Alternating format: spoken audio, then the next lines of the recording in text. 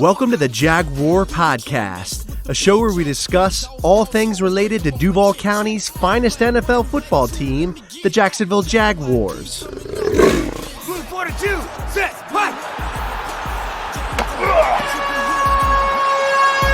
Duval, baby!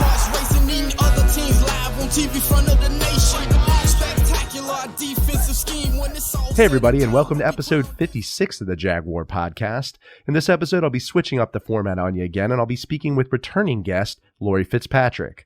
Laurie is an ex-IWFL player, NFL film analyst, and host of the Ponytails Talking Pigskins podcast.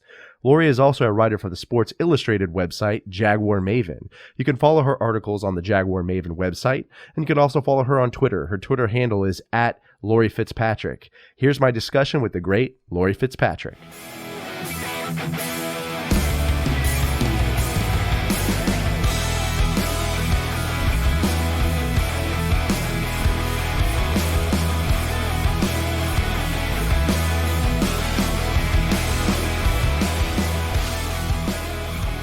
Laurie, thanks for taking the time to come back on the show. Really appreciate it. Yeah, without a doubt. Thank you so much for having me back on. I'm excited.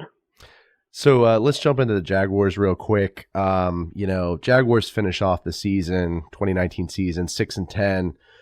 Definitely a disappointment. I was just kind of curious what your thoughts were and takeaways were for the season. I don't think anybody expected. Well, I can't say it anybody, but nobody really expected, Nick Foles to go down game number one. After Minshew came in and, he was able to, keep the offense steady, keep the wins coming, even though, the teams that they were against that he got the wins, they weren't great teams. But the fact that he beat the teams he was supposed to beat, that's a really big positive. I think, it's a bit of a disappointment to go 6-10, especially after 2018. But I do think the Jaguars turned a page into a new, I would say they now have their franchise quarterback that they did not have before. So I think one of the main takeaways is getting a quarterback, especially a guy like Minshew, who's Florida in and out. I think the takeaway is actually really positive, despite how the record, shows. So it sounds like you're really bought in on the Minshew mania and Gardner Minshew as the franchise quarterback. Yeah, I really don't see Nick Foles starting week one at all. I think, hopefully they'll be able to move him into in whether it's through trade. I'm not sure who's going to want to pick up his contract, but I'm hoping that they could get a couple veteran guys from a trade through with Nick, because I see Gardner as the starter going forward for sure. Yeah, I don't know. I mean, what are your thoughts on like the way that they pulled him? I mean, he had what, 3 games, after he came back? I think it was 3 or 4. Do you think that was enough time? To be able to determine whether or not he should be the starter? Yeah. Without a doubt. I think that first game that he went in, it was only after, I believe the Jaguars only had 2 drives, and the second drive was the touchdown from Foles. After that, he had an 87.9 completion. Like, he only missed, I think he went 22 for 25 against the Chiefs. Like, the Chiefs played really well. They always play well in the beginning of the season. It's really towards the end. I guess that's typical, like, Andy Reid coaching. But, to beat the Chiefs, not to beat the Chiefs, but to have a really good completion rating like that and 2 touchdowns, his rating was a 122. And that was just his first game. So I know that obviously it's always going to take some time, especially there's going to be a sophomore slump. That really, that always happens. But I think he's continued to prove himself as a quarterback, especially as a rookie in this league. he beat the teams that he was supposed to beat. And that's really what matters. He had a ton of drives where he came down the field and, when the Jags were down, and he either tied it up or put them ahead. That's really what you look at if you're trying to evaluate a player. It's, how they perform under pressure. And I think he 100% is going to only get better. Obviously the fumbles, that's a bit of an issue. But I think only with like comfortability and just getting used to and getting better rapport with your wide receivers, that's only going to be better as time goes on. Yeah, agreed. And I think if they make some upgrades on the offensive line, I think, he may not have to worry as much, running and scrambling. I want to play devil's advocate here for Nick. Parts of me, I feel kind of wishy-washy about this at sometimes, when I think back at, the first game where Nick threw that 40-yard bomb to DJ Chark. And it was just a beautiful pass. And so maybe I'm guilty of giving him like the benefit of the doubt, but I don't know. I kind of think there could be a potential quarterback controversy next season. I think especially if, John DeFilippo is still on the staff. He had a position, with the Eagles. I think had some, experience working with Nick. So I don't know. I don't know what your thoughts on that, or maybe I'm completely out of left field. Well, no.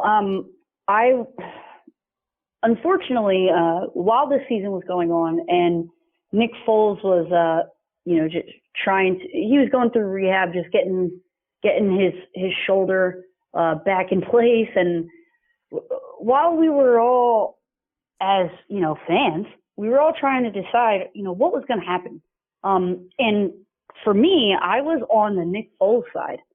I believed that he should have been, and as he was, the starter as soon as he could have been, because Minshew really he was still a rookie.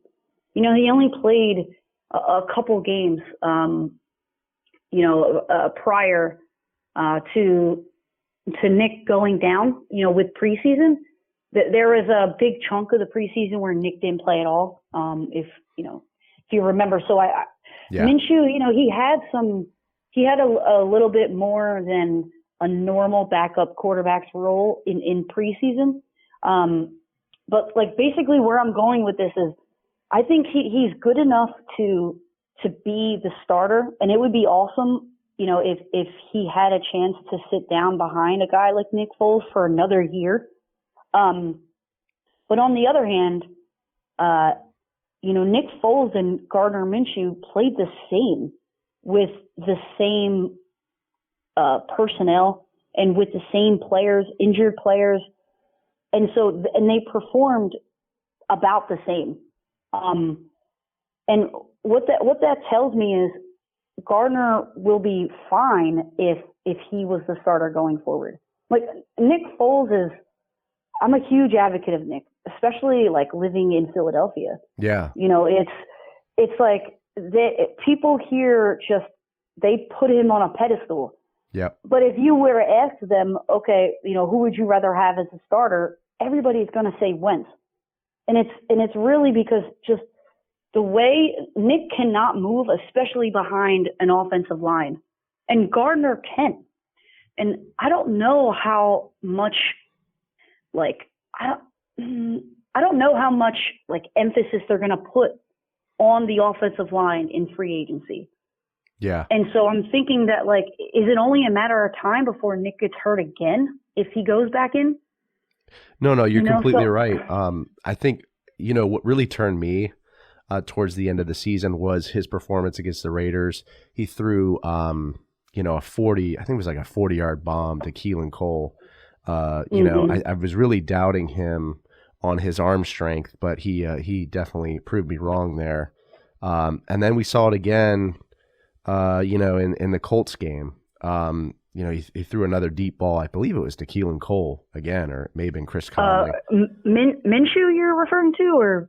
Yeah, Minshew. Yeah, Minshew, yeah. Yeah, so I think that's where I kind of was impressed with Minshew. I saw the progression there because, he was kind of throwing these like short passes and on the run, kind of running and gunning.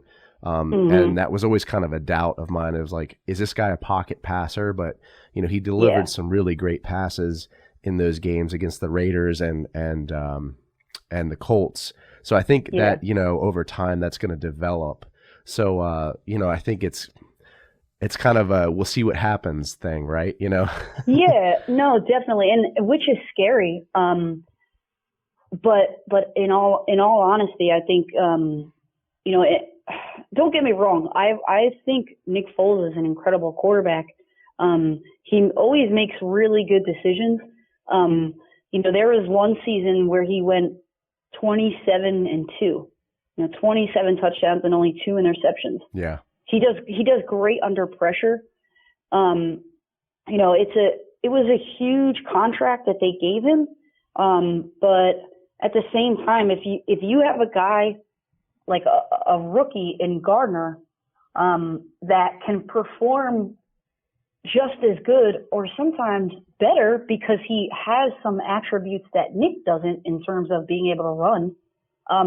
I think why not try to get something for Foles instead, and then pick up a free agent quarterback, because there's a bunch of guys right now soon that will be free agents.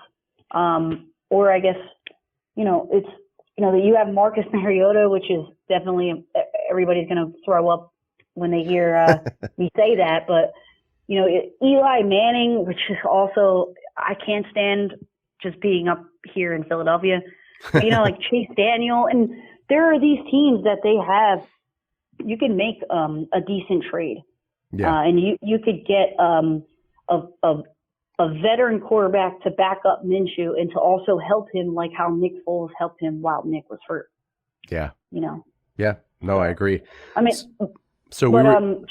To go off of your concern about deep balls, I think Minshew, what he's able to do is the team has more time of possession, like a higher time of possession percentage when Minshew is in, because each drive, there are times where he was running 12 play, 15 play drives, which was when you're able to keep the ball for that long and then be able to convert at the end and score, that's time where the offense, the ball is not in the other team's hands.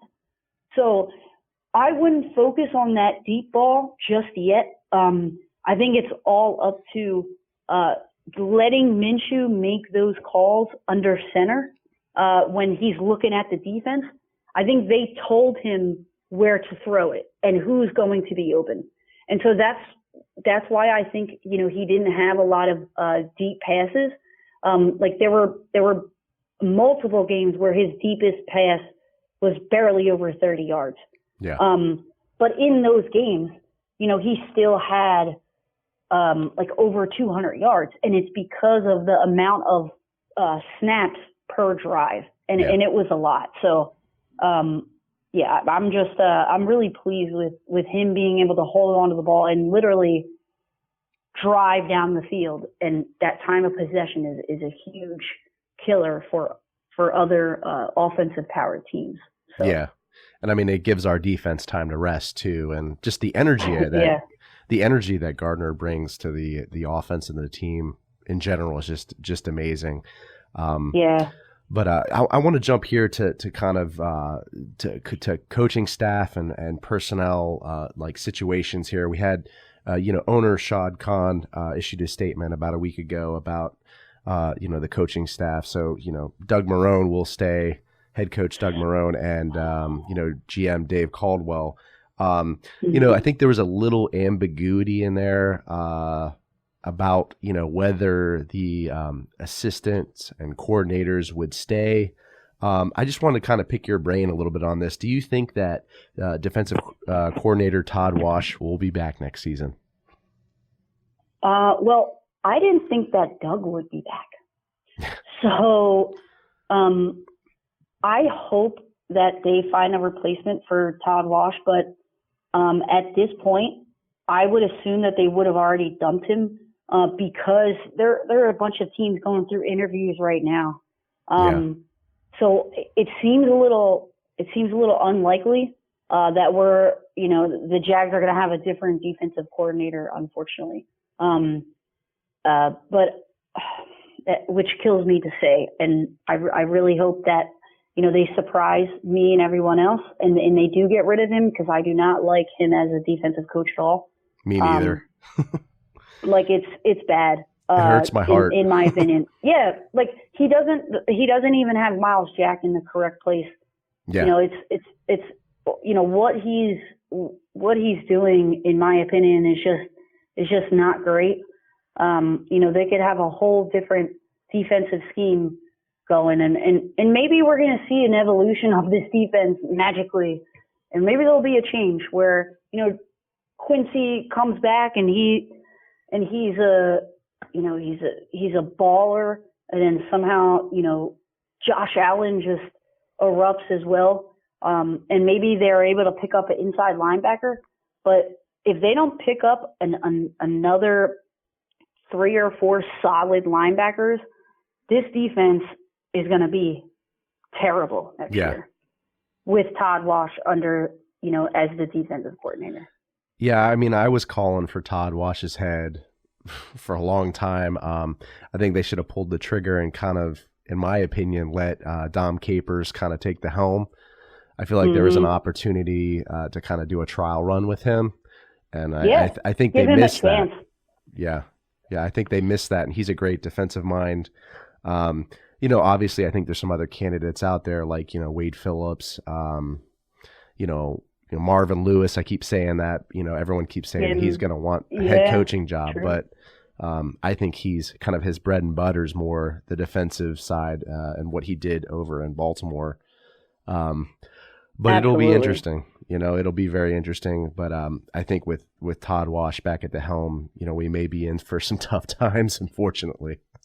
Yeah, and it's kind of sad because you think about, Jacksonville 2017, and then I'm not sure about when they let a couple people go from the defensive line. I don't know if that was a Tom Coughlin thing. You don't know which is Todd Wash and which isn't. Yeah. In terms of like personnel, but like once they were able to pick up, I think it was Darius for the inside defensive line. Yeah. In the middle of the season, was it from the Bills? That it drastically changed every other opponent's offensive scheme. They couldn't run the ball anymore. Yeah. And then now, 2019 comes around and it's the same exact thing. Teams are just running all over, not even through the inside, through the outside, and that's because of the linebackers. And I'm not sure how they're. Maybe Todd Wash really isn't bad, and because somebody above him was telling him to do a certain thing. I'm really not sure how it's going to change, but we will definitely know, early on if they keep the same personnel in there, or if they sign some free agents. We'll know exactly like what the deal is with this defense, because I think Todd Wash is a huge question mark. Yeah. And I think it's going to be interesting because Marcel Darius is getting paid a lot of money. I think he's on the kind of chopping board, unfortunately, in terms of, cuts because just of the cap situation with the Jaguars. So I don't know how they're going to handle that. They may have to handle it through the draft, but, we'll see what happens. Yeah, no, and, I do like, how they switched up Taven Bryan. How he was now playing on the inside, and he's great at getting to the quarterback. He's just not so good at defending the run. So they're really going to need another big body in there. And Malik Jackson was a huge loss. Yeah. It was a huge loss. And, he ended up getting hurt anyway, which is terrible. But like if he ended up playing for the Eagles, you would have seen how big of a mistake it was to not like re-sign him. Yeah. But you know, we have to move on and not dwell on the past. And I just hope that they get another run stopper and they pick up a couple linebackers because they need it bad. Yeah, I mean, since we're on the subject of linebackers, I mean, do you think that Myles Jack, they're going to move him back over to weak side and try to pick somebody up either in the draft or free agency? You know,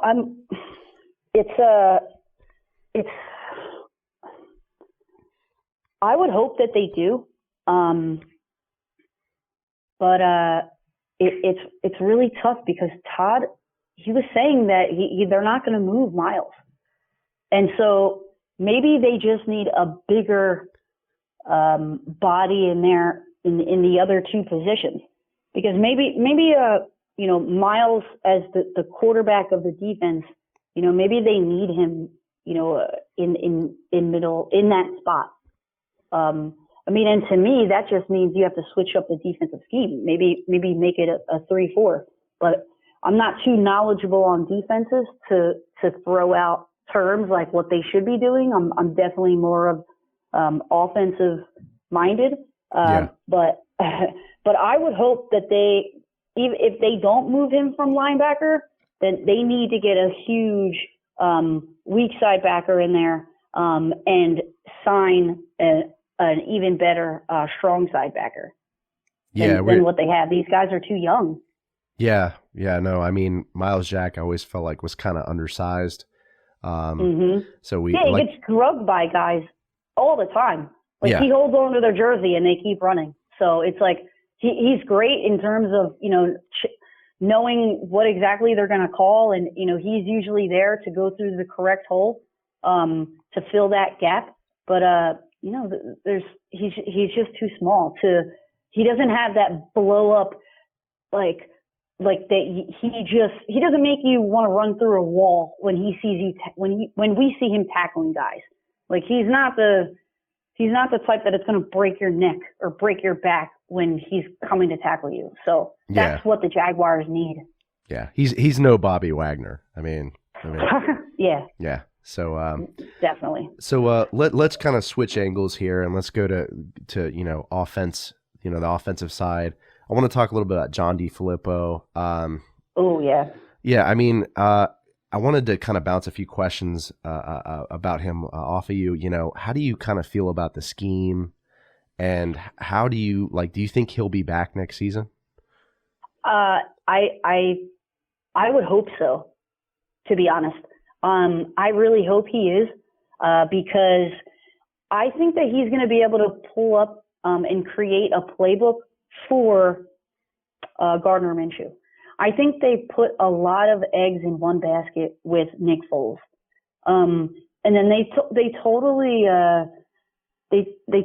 caught me off guard when they said that this playbook was made for Nick Foles, and so that was another reason why I was an advocate for when he was healthy to play him, because it felt like they just weren't doing enough with Gardner. Like they weren't giving him enough leeway to do what he wants.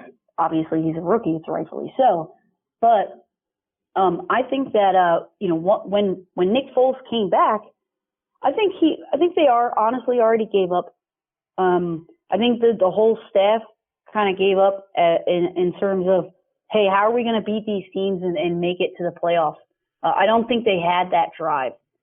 And I think next year, which it's hard to want to give guys another chance after you see that they don't try their hardest, or not try their hardest, but really do what they can to turn the team around. But you know, with that being said, I think that DeFilippo he's a really good offensive mind. He's able to put safeties in a position where they have to make a decision, and no matter which decision they make, they're still gonna have to defend, you know, a 50-yard bomb. I think what he's able to come up with and what he was able to do with Minshew, I think it was awesome. not giving him too much, but allowing him to run around and make plays, and still throw the ball deep. But I think they're going to open up the field a little bit more to him. What they do with rookie quarterbacks a lot of the time is they'll really split the field into two sides. There'll be the left side and then the right side.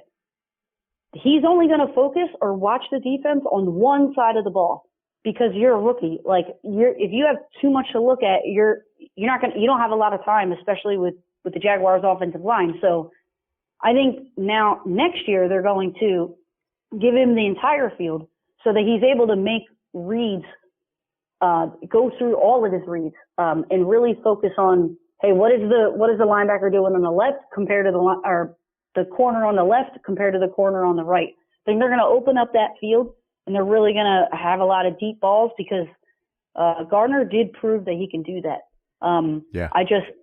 I really like what John DeFilippo is able to come up with in terms of like X's and O's. And to me, he's just really good with just quarterbacks. So I think that I hope that he's back. He's going to really be able to do a lot with Gardner, I think. And, maybe Foles can sit the bench. I mean, but it just sucks to pay a guy a lot of money just to have him sit the bench. But in the end, I do hope that they keep John DeFilippo for sure. I'm a little split on that with DeFilippo because I feel like with Nate Hackett in 2017, he utilized Leonard Fournette like a lot more. But what I to the kind of the counter side to that, right, is that we saw during the season Leonard lining up in the slot a lot as a wide receiver, and I think this kind of change in the scheme has made Leonard kind of a more versatile running back. So it's a receiver for sure. Yeah. I want to see Leonard. It's just me because I'm selfish and I'm a huge fan of Leonard Fournette. I want to see him get the ball more and kind of take some of that pressure off of Gardner because, we can't expect him to win every single game by himself. But I didn't know what your thoughts were on that because I just feel like maybe we're underutilizing Leonard a little bit in our offense. Yeah, I could totally see that. Like that was a big problem with DeFilippo with the Vikings, right? He didn't run it enough. But when you think about it, I don't think that he has anything to do with that, to be honest. I know that he's the offensive coordinator, and I'm contacting DeFilippo to sit down with him for an interview. So I hope that goes through because I have a lot of questions for him myself. Awesome. And to be honest, I don't think that he has I don't think that Leonard Fournette is really under him at all, except when it comes to receiving. Because there were a lot of questions after a couple of games in the press conference where they asked, "Hey, Doug, why did you run the ball?" Like the one play where Leonard Fournette didn't get into the end zone, and it was like the Texans, right? I don't know if it was a 2-point conversion. Yeah, I think it was the Texans. Yeah, the Texans 2-point conversion. Yeah. Yeah, and he didn't get in, right? And then the play that they ran was freaking the dumbest play that you can think of. It was like him. I can't even remember what it was, but somebody asked him, "Hey, why did you pick that play?" And he said, "Oh, my father-in-law, said that we had to run that play. So, I did it for him. And unfortunately that was my fault. He didn't get in." Like, I think that says more than you realize, or us as viewers realize. I think that Doug is the guy making the play calls for the rushing, and DeFilippo is passing. And I don't know the numbers on that, or if that's 100% accurate or not, but that's what I believe. And I think they hired him because they wanted him, he knows Nick Foles, and he's really good with quarterbacks. So let's hire him to be the offensive coordinator because Doug is an offensive line guru anyway.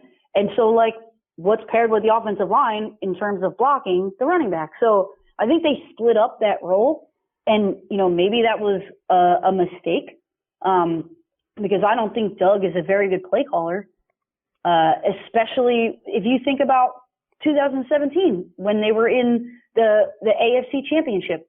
What happened? They did not go for it at halftime. Yeah, they took a knee. They kneeled the ball, and they went into the friggin' locker room. That drove me crazy. That was, yes. And whose call was that? That was Doug's call. And I that's why I'm really surprised he's back as a coach, but I like DeFilippo a lot. And maybe I'm a little biased as, because I am from Philadelphia, but I think that he's just, when I watch him break down plays, I think he really has what it takes to take a quarterback to the next level. So I do hope they keep him. I'm not sure what they're going to do about the whole running situation, because I do agree with you. I think, they can run it with Leonard a little bit more. But throw some variations in there with Leonard. Throw some draw plays in there. Yeah. Give him a fullback more. Have him line up in the slot and then, come around, the quarterback and, receive it in the flat or something. Like, maybe do more with him instead of just like, okay, we're going to give it to him on 2nd and long, 3rd and short, and then throw it again on 1st down, and then literally repeat everything. Yeah, you're right. I mean, you'd see a lot of these, like, single back sets or like a tight end, these I formations. I love to see some tosses, to Leonard and let him run outside, pull the tackle or. Oh, yeah, the pulls is where he does the best. And it's like, they don't have guys to do that, so. Yeah, I mean, I don't know. JaJuan Taylor, I mean, I think he's developing and, he's, I think, really known for his run blocking. So maybe they make some changes there in the play calling. But, I want to go into, while we have some time here, I want to go into some of the offseason kind of personnel decisions. Piggybacking off of Leonard Fournette, do you see Jacksonville, extending him, his 5th option year with the org? Yeah, I do for sure. I'm not sure, what they're going to do about the backup running back. And I think they need a real speedy guy. They need to bring in like a type of like McCaffrey or like a really small, like Darren Sproles type, like a guy to come in on like 3rd and long to be that receiver that Leonard is. I mean, he's proved that he is because he's pretty good at catching the ball, but he's a 3-down back and he's going to put his nose and go right through the A gap. But yeah. I think they should bring in, I think they're going to keep him, and I think they're going to bring in a speedy back, a faster guy than Armstead, and kind of switch up that role, those roles in the backfield. Yeah, I mean, I think we're probably looking like for a guy like TJ Yeldon, right, who unfortunately we lost to free agency, but yeah, I thought he was a great kind of setup there, right? You had Fournette, running the first 2 downs, and you bring Yeldon in as that 3rd down back, or and he could. Man, Yeldon was fast. I mean, I thought he was awesome. Yeah. And even Corey Grant too, right? Like yeah, that was my favorite guy. Honestly, he was by far my favorite guy. I loved watching him run. Honestly, I think he would be the greatest compliment to Leonard, but I don't think he wasn't able to. I mean, he was hurt, but without an offensive line, I'm a little skeptical. But I do think you bringing up Corey Grant is a perfect example. I think a 2-headed monster like him and Fournette back there. Yeah, I think that would switch up and really confuse the defense of what's going on because of the amount of receiving yards that Leonard got last year. If give them a 2-back set, like throw both of them back there. Why not? Yeah. They don't do that at all. Yeah. Like at all. I would love to see how many times Armstead was in the same personnel lineup as Fournette. If there was 5, I would be surprised. Yeah. Yeah, it would definitely confuse the defense, I think. Yeah, So. Without a doubt. Or if anything, sign an actual fullback. That would be nice too. Yeah. Instead of putting these tight ends in there who they don't even have tight ends to catch the ball, let alone be able to do both. Yeah, I miss Tommy Bohannon, man. Yeah, for sure. Oh my God, he was the best 2017 when he caught that one pass and that big game. I think Pittsburgh. I remember which. Yeah, I think it was against Pittsburgh. That was awesome. It got me out of my seat for sure. Yeah, what a great game. Missed myself some Bohannon and I mean, Jacksonville is known for having a strong running back. And then if you think about the backs that they had throughout the history, they should have a fullback. They should at least be the one team that does have a fullback, especially with Leonard back there. Yeah, definitely. All right, so I got 2 more questions for you. One is the Yannick Ngakoue situation, our defensive end. He held out in the during training camp. They couldn't get a deal done, and then I think he was just I guess he just agreed to his rookie contract deal. Now it's a real pickle. I mean, we're in a real kind of debacle. Do you see him coming back? What do you think the chances are of us re-signing Yannick Ngakoue? Oh man, it's gonna be tough. I really hope they do. He's definitely a force on this defensive line. It's really now the hand is not. Jaguars don't have the upper hand here now. I think it's all in Ngakoue's hands. Because he continued to ball out even towards the end of the season. So it's really going to be tough. He can just say no because he wants to say no, and he can maybe I'm not positive on what happens if he does say no. He's just able to walk. I'm pretty sure. That's one thing I'm not really sure about or all of their contracts. But hopefully they're able to bring him back. Dave said they want to do everything they can to bring him back. But I know that people are going to be upset if they give him like the Nick Foles type of deal. Yeah. But, you look at Dante Fowler and it's like, damn. Yikes. Right. Yeah. So I hope hopefully they do bring him back. I see them really trying to, but I think it's all in Yannick's hands, whether or not he is going to return to Jacksonville. Yeah, I think they have some wiggle room with maybe a franchise tag, and they have to do some renegotiation with other deals, like a Calais' deal, and then, Nick's deal for sure. But it's going to take a lot. It's going to take a lot, but I hope they resign him. I hope they do too. But going off of that, unless your next question is about coaching, I want to bring up a point real quick. When we know it's going to be tough for Yannick to get signed again, and like you said, that there's going to have to be other players that may have to say, okay, I'll take a pay cut so that for the team, so that the Jags are able to sign the players that they need to sign in order to be, again, a contender as a top AFC team. I think Calais is the type of guy that would totally do that. He's definitely a team player. And I think that after Doug coming back, which is still so surprising to me, but during the press conference, they said that Shad asked the players their thoughts on the coaching. And pretty much the players agreed that Doug should be back. Yeah. So I think if they're willing to keep Doug, I think some of them will definitely be willing to take a pay cut because nobody wants to lose. Yeah. Like, nobody wants to lose. At least, like, okay, I'm going to be rich, but I'm going to be a loser. That nobody wants to do that. They would rather take less money and make it a little bit better for the team. And it seems like the players trust Doug.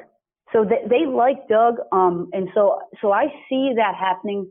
And really, I'm just going to piggyback off of what you say. I think it's going to take that to happen. The players to kind of come together and say, okay, I'll take a pay cut so we can keep some of these guys. Yeah, and I hope it happens. As we close out here, I got one last question for you. It's about the draft, 2020 draft. In my mind, I think the two, positions that Jacksonville has to be concerned with are, cornerback with, the departure of Jalen Ramsey, and I think our secondary is a little suspect there. Yeah, for sure. And safety is needed. Yeah. And at defensive tackle for sure. What are your thoughts of kind of like what is the ideal draft for Jacksonville and those two most important spots? So I would say the two most important spots. I feel like there's too many, which is not a good thing to say. But I think linebacker is huge. And I think I want to say offensive line, but I'm also thinking about a top tight end. If they're able to get one high, I still have to look up to see, which players are in the draft. Like, is it a good running back draft? Is it a good wide receiver draft? But I would, I'm going to go with O-line. I'm going to say the two, most important positions that they need to fill is linebacker and offensive line. Yeah. I don't think they need to focus on, the defensive rusher anymore. Like, stop drafting rushers in the first round. Like, please. Yeah. Like, I understand the best guy is available. Josh Allen is a great pick. Yeah. You had to take a guy like that was available. Yeah. And only a guy like Josh Allen for this next draft, I would accept if they happen to go with a defensive rusher, edge rusher, or something like that. Otherwise, I think they really need to focus on, I want to say safety, maybe get a guy in from free agency that's a veteran safety, because that's a really important position to know what you're doing. I don't think it's a very good idea to draft a free safety high and put him in there as a starter. I don't think that's a good idea, especially with all of the young players on defense that they currently have. But I would say sign a free agent for the safety position. Draft a really big hitter at linebacker. Definitely pick up a tight end, because even though tight end is a really important position, I think you can start as a rookie and make a huge impact at the tight end position. So I'm on the fence between offensive line and tight end. But same with offensive line, you can come in as a rookie and perform and be a big body in there. But yeah, I would say at least those three positions are the most important for sure. Yeah, I agree. I mean, I think you have to find somebody that's going to replace Norwell, right? In the interior, at the guard position, he's just played terribly this year. And the corner position's a little concerning for me, just with how Herndon was playing. I mean, he did have a couple interceptions, but there were some plays where he was like, "Good Lord," it's like the blown coverages. He was lost out there. It was like it was sad to see that teams attack him as bad as they did. Yeah, it was embarrassing. Yeah. I don't know where. I'm trying to think of that guy. I'm gonna pull up the game against the Eagles in Wembley. That corner that they had that played that game, that he was really good. What was his name? I'm pulling it up right now. They need to get a guy like him back. It was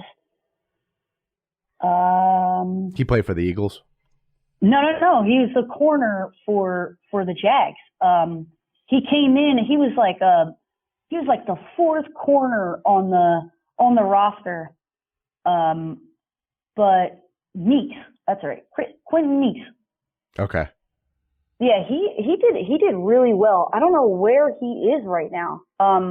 It shows that he signed by the Chargers. Okay. But I really like him. I think instead of they could draft somebody, pretty low at corner. Because I don't know if there's a Jalen Ramsey out there. Yeah. But yeah, I totally agree with you about especially about Trey. Like I get that he had some interceptions, but like I think they definitely need to get another corner in there. Yeah, it'll be interesting. But he needs to compete with somebody. Yeah. Yeah, I think it'll be interesting to see what happens at the tight end position with Josh, Oliver kind of not really having an impact this season. And then O'Shaughnessy getting hurt, who, I pray comes back because, this guy, he's such a hard worker and, had that almost breakout season, but then had that ACL tear. I don't know what they're going to do there, but I hope we see like O'Shaughnessy and maybe, Devolve back. I don't know what they're going to do with that situation. They had Devolve and then they had O'Leary, who they like pulled off the street. Who knows what he was doing before that, like bartending or something, and then he caught that touchdown. Then he cut that touchdown pass. Yeah, that was really interesting. Yeah, to be honest. Yeah, but yeah, the tight end position, especially when it comes to DeFilippo, is pretty high valued. So I would be surprised if they don't go for someone high. A pretty good tight end in the draft. Yeah, I would be really surprised if they don't do that because that's 100% needed, especially in DeFilippo's offense. Yeah. Well, we'll see what happens. Hopefully we get some good draft picks and Caldwell redeems himself. Yeah. But hey, Laurie, I really appreciate you doing this and taking the time to talk Jags, and hopefully could get you on the show again sometime. Yeah, absolutely. I thank you so much for having me on again. We're both going to be really excited to see, what happens, how they do. But thank you so much for having me on, and go Jags 2020-21, baby. Let me get that. JaYD coming up with the big sack. Quarterbacks beware, we on the prowl. Game day night, you could hear it in our growl. Intimidation on to keep their hearts racing, eating other teams live on TV front of the nation. Spectacular defensive scheme. This episode is available on the Jaguar Podcast YouTube channel, so if you stop by, make sure to subscribe and give this video a like. Also, these episodes are available on iTunes, Podbean, Spotify, SoundCloud, Stitcher, and other major podcast distributors as well. So if you don't mind, please leave me a review and some feedback. I'd really appreciate that. If you'd like to connect with me on social media, my Twitter handle is @JaguarPodcast. I'm also on Facebook and Instagram. This is Andrew signing off. Cheers.